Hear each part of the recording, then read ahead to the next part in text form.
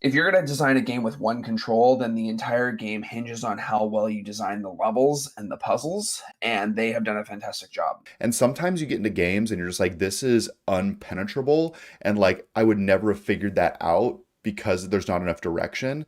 And when I looked it up here, I was just like, that's on me. Like, I just missed that. Like, I'm not even mad at the game that I couldn't figure that piece out. You know what I mean? It was so clever and right there in front of me that I want to give it props because it was so eloquently done.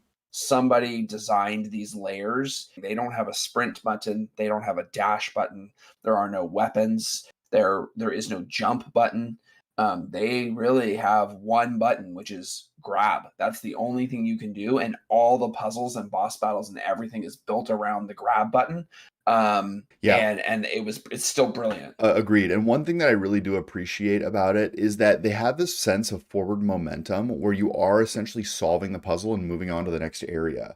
And then they'll kind of like retread old areas, but the areas you retread are never big enough to where you feel like, okay, do I have to backtrack super far? Like they almost gate you into puzzles to be like, no, this is where you're going to solve it. And there's been multiple times I'm just like, this can't be right. It has to be somewhere back here. And then I look back and I'm like, oh, there's nowhere to go. And I really appreciate that because it doesn't have me wasting time and like wandering through maps thinking that like something I missed is behind me in some capacity. Like it has to be here, it has to be in front of me. And I think that's a really smart game design choice.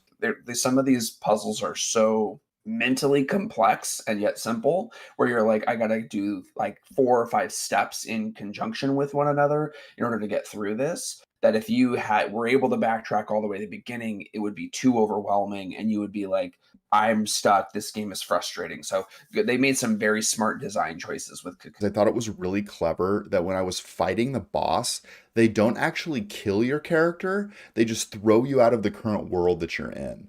And it's really, really smart because like I don't go to black. I never see like a reload screen. They're just like, nope, you're out of this world now. And then you come back in the world and then restart the boss.